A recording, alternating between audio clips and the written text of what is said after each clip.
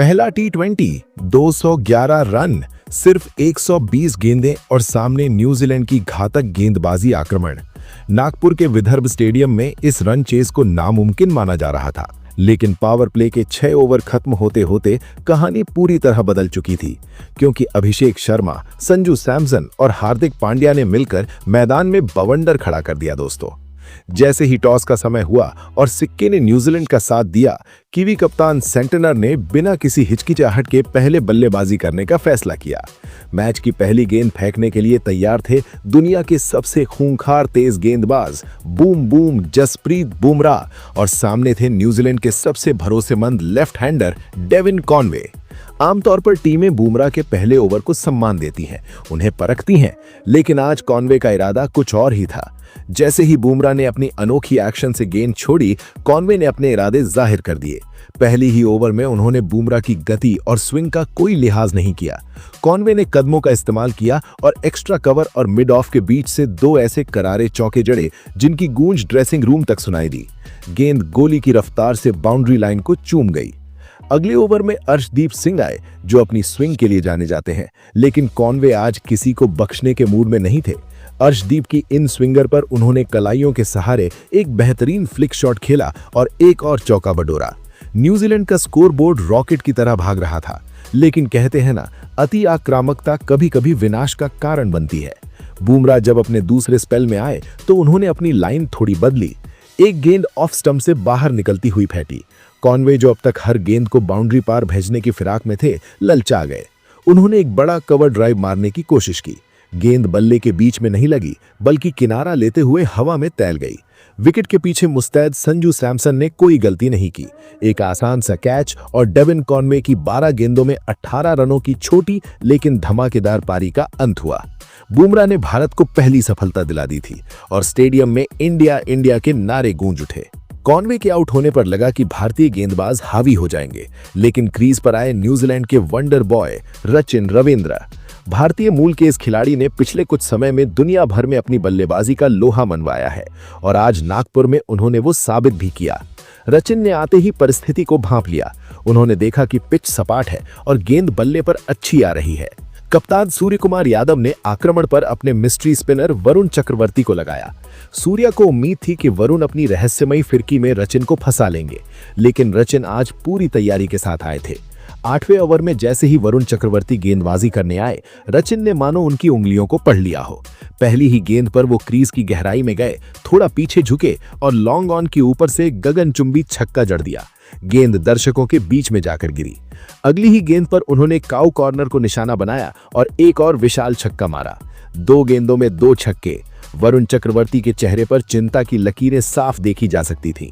भारतीय कप्तान सूर्या को भी अपनी फील्डिंग सजानी भारी पड़ रही थी। रचिन यही नहीं रुके। जब वॉशिंगटन सुंदर ऑफ स्पिन लेकर आए तो रचिन ने इनसाइड आउट शॉट्स का बेहतरीन प्रदर्शन किया। ऑफ स्टंप के बाहर की गेंदों को उन्होंने कवर्स के ऊपर से खेला और कुछ दर्शनीय चौके बटोरे। उनकी बल्लेबाजी में एक क्लास थी, एक ठहराव था, लेकिन साथ ही एक विध्वंसक रूप भी था। वो खराब गेंदों को बाउंड्री पार भेज रहे थे और अच्छी गेंदों पर सिंगल डबल लेकर स्ट्राइक रोटेट कर रहे थे। न्यूजीलैंड का स्कोर देखते ही देखते 100 के पार पहुंच गया। ऐसा लग रहा था कि रचिन आज शतक बनाकर ही दम लेंगे, लेकिन क्रिकेट अनिश्चितताओं का खेल है। जब रचिन अपने अर्धशतक से महज 5 रन दूर थे 45 के निजी स्कोर पर, तब वरुण चक्रवर्ती ने वापसी की। वरुण ने इस बार गेंद की गति को थोड़ा धीमा किया और फ्लाइट दी। रचिन, जो अब तक हर गेंद को सीमा रेखा के पार भेजने के आदी हो चुके थे, इस गेंद पर एक आक्रामक स्लॉग स्वीप खेलने गए, लेकिन गेंद थोड़ी रुक कर आई, बल्ले का ऊपरी किनारा लगा और हवा में बहुत ऊंची उठ गई। डीप मिड विकेट पर खड़े हार्दिक पांड्या ने अपनी निगाहें गेंद पर जमाए रखी और एक सुरक्षित कैच लपका। 28 गेंदों में 45 रन, जिसमें 4 चौके और 2 गगनचुंबी छक्के शामिल थे। रचिन की ये पारी समाप्त हुई। भले ही वो आउट हो गए, लेकिन उन्होंने न्यूजीलैंड के लिए एक विशाल स्कोर की नींव रख दी थी। रचिन के आउट होने के बाद न्यूजीलैंड टीम को मोमेंटम बरकरार रखने की जरूरत थी और ये जिम्मेदारी उठाई 2 अनुभवी बल्लेबाजों ने, डैरिल मिचेल और मार्क चैपमैन। डैरिल मिचेल, जो अपनी ताकतवर भुजाओं और लंबे छक्कों के लिए जाने जाते हैं, आज एक मिशन पर थे। उन्होंने क्रीज पर आते ही भारतीय गेंदबाजों को सेटल होने का मौका नहीं दिया। खेल के 14वें ओवर में जब हार्दिक पांड्या गेंदबाजी करने आए तो मिचेल और हार्दिक के बीच एक निजी जंग देखने को मिली। हार्दिक ने मिचेल को डराने के लिए शॉर्ट पिच गेंदों का इस्तेमाल किया, लेकिन मिचेल इसके लिए तैयार बैठे थे। उन्होंने बैकफुट पर जाकर अपनी पूरी ताकत झोंकते हुए एक पुल शॉट खेला जो लॉन्ग ऑन बाउंड्री के ऊपर से सीधा स्टैंड्स में जा गिरा। ये शॉट इतना विशाल था कि हार्दिक भी बस देखते रह गए। मिचेल की बल्लेबाजी में निडरता साफ झलक रही थी। वो और चैपमैन विकेटों के बीच चीते की तरह दौड़ रहे थे, जिससे भारतीय फील्डर्स पर दबाव बढ़ता जा रहा था। लेकिन हार्दिक पांड्या वो खिलाड़ी नहीं जो आसानी से हार मान ले। उन्होंने अपनी रणनीति बदली। एक बार फिर उन्होंने छोटी गेंद फेंकी, लेकिन इस बार उसमें गति और तीखापन ज्यादा था। मिचेल ने फिर से वही पुल शॉट मारने का प्रयास किया, लेकिन इस बार गेंद उनके बल्ले के स्टिकर यानी ऊपरी भाग पर लगी। गेंद हवा में तो गई, लेकिन दूरी तय नहीं कर पाई। बाउंड्री लाइन पर अर्शदीप सिंह ने एक मुश्किल कैच को बड़ी सहजता से लपका। 22 गेंदों में 35 रन, 2 चौके 2 छक्के शामिल थे। मिचेल की यह पारी समाप्त हुई। भले ही वो आउट हो गए, लेकिन उन्होंने न्यूजीलैंड के लिए एक गति दे दी थी। अब मैच अंतिम ओवरों में पहुंच चुका था, जिसे डेथ ओवर्स कहा जाता है। यहां मार्क चैपमैन ने अपना असली रूप दिखाया। चैपमैन, जो अब तक मिचेल का साथ दे रहे थे, अब मुख्य भूमिका में आ गए। 18वें ओवर में अर्शदीप सिंह, जो डेथ ओवर स्पेशलिस्ट माने जाते हैं, गेंदबाजी करने आए, लेकिन चैपमैन ने उनकी यॉर्कर्स और स्लोअर वंस की धज्जियां उड़ा दी। इस एक ओवर में चैपमैन ने अपनी कलाइयों और बाहुबल का प्रदर्शन करते हुए 2 छक्के और 2 चौके जड़े। कुल 20 रन। इस ओवर ने मैच का पूरा नक्शा बदल दिया। न्यूजीलैंड का स्कोर 200 के पार पहुंच चुका था। चैपमैन अपने अर्धशतक पूरा कर चुके थे और अब हर गेंद पर बड़ा शॉट खेलने की फिराक में थे।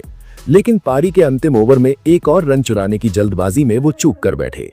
हार्दिक पांड्या का एक सटीक थ्रो सीधा स्टंप्स पर लगा और मार्क चैपमैन रन आउट हो गए। 34 गेंदों में 58 रन, 5 चौके और 3 गगनचुंबी छक्के। ये एक मैच विनिंग पारी थी। अंत में जेम्स नीशम 21 रन नाबाद और माइकल ब्रेसवेल 12 रन नाबाद रहे। स्कोर 211 रनों तक पहुंचा। 20 ओवर खत्म हुए और न्यूजीलैंड ने भारत के सामने 211 रनों का पहाड़ जैसा लक्ष्य रखा। और तभी मैदान पर उतरे 2 शेर, युवा सनसनी अभिषेक शर्मा और अनुभवी संजू सैमसन। अभिषेक शर्मा ने पहली ही गेंद से ये साफ कर दिया कि वो डिफेंसिव खेलने नहीं आए हैं। उनका बल्ला आज तलवार की तरह चल रहा था। तीसरे ओवर में न्यूजीलैंड के सबसे खतरनाक गेंदबाज 6 फीट 8 इंच लंबे काइल जेमिसन गेंदबाजी करने आए। जेमिसन अपनी ऊंचाई का फायदा उठाकर गेंद को बाउंस कराते हैं, लेकिन अभिषेक शर्मा ने उनकी लंबाई को ही उनकी कमजोरी बना दिया। उन्होंने जेमिसन की लगातार 3 गेंदों पर 3 गगनचुंबी छक्के जड़े। पूरा स्टेडियम अपनी सीटों से खड़ा हो गया। ऐसा लग रहा था मानो अभिषेक नेट प्रैक्टिस कर रहे हों। पावर प्ले यानी शुरुआती 6 ओवर में ही भारत ने बिना किसी नुकसान के 75 रन बोर्ड पर टांग दिए। ये एक सपनों जैसी शुरुआत थी। न्यूजीलैंड के कप्तान सेंटनर ने घबराकर स्पिनर्स को बुलाया। उन्होंने अपने सबसे अनुभवी लेग स्पिनर ईश सोढ़ी को गेंद सौंपी, लेकिन अभिषेक आज किसी अलग ही जोन में थे।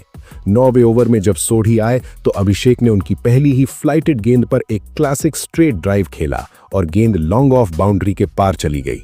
इसी के साथ मात्र 24 गेंदों में अभिषेक शर्मा ने अपना अर्धशतक पूरा किया। ये नागपुर में किसी भी भारतीय बल्लेबाज द्वारा लगाए गए सबसे तेज अर्धशतकों में से एक था।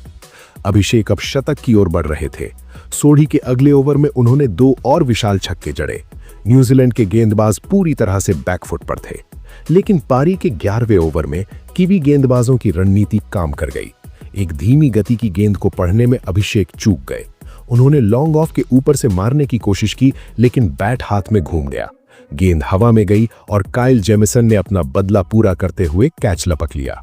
अभिषेक शर्मा 41 गेंदों में 78 रन, 6 चौके 5 छक्के बनाकर आउट हुए।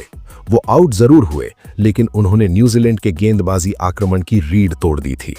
अभिषेक के जाने के बाद एक सन्नाटा छा सकता था, लेकिन दूसरे छोर पर खड़े थे संजू सैमसन। संजू ने अभिषेक की आक्रामकता को अपनी क्लास के साथ बैलेंस किया। अभिषेक जब मार रहे थे, संजू स्ट्राइक रोटेट कर रहे थे, लेकिन अब जिम्मेदारी उनके कंधों पर थी।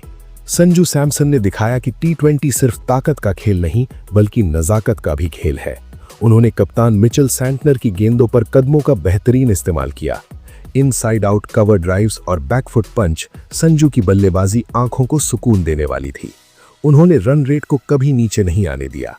पारी के 15वें ओवर में जेकब डफी आए। उनकी एक धीमी गति की गेंद को मिड विकेट की तरफ खेलकर संजू ने तेजी से 2 रन लिए और अपना अर्धशतक पूरा किया। हेलमेट उतारकर उन्होंने दर्शकों का अभिवादन स्वीकार किया। 50 पूरा होते ही संजू का रौद्र रूप देखने को मिला। उन्होंने वापस आए काइल जेमिसन को अपना निशाना बनाया। जेमिसन की 145 किलोमीटर प्रति घंटा की रफ्तार वाली गेंदों को संजू ने खड़े खड़े लॉन्ग ऑन और एक्स्ट्रा कवर के ऊपर से स्टैंड्स में डिपॉजिट कर दिया।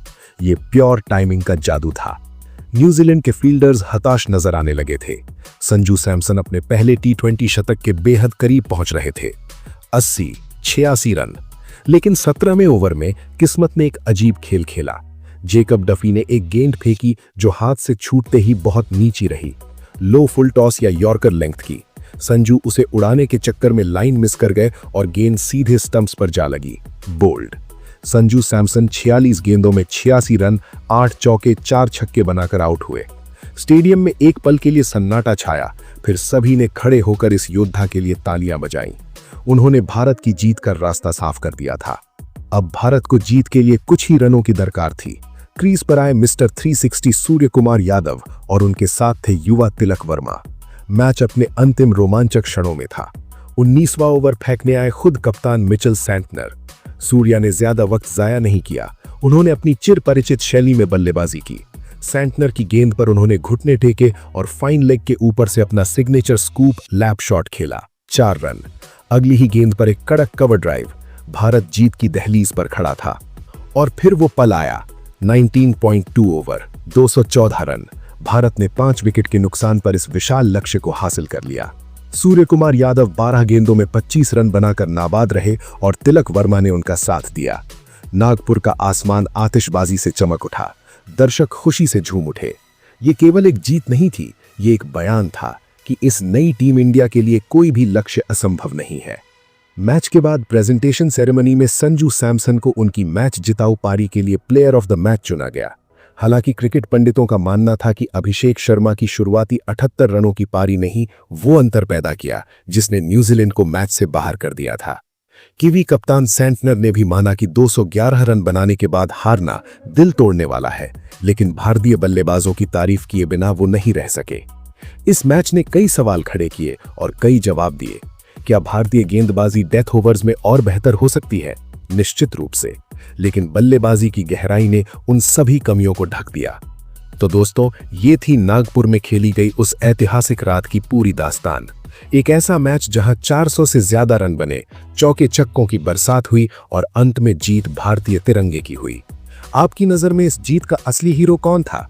क्या वो अभिषेक शर्मा थे जिन्होंने निडर होकर कीवी आक्रमण को ध्वस्त किया, या वो संजू सैमसन थे जिन्होंने समझदारी और आक्रामकता का बेहतरीन मिश्रण पेश किया, या फिर मिस्टर 360 सूर्या की कप्तानी और फिनिशिंग? अपनी राय हमें नीचे कमेंट बॉक्स में जरूर बताएं। हम हर कमेंट को पढ़ते हैं और उसका जवाब देने की कोशिश करते हैं। अगर आपको हमारी ये विस्तृत मैच रिपोर्ट और कहानी सुनाने का अंदाज पसंद आया हो तो वीडियो को दिल से लाइक करें।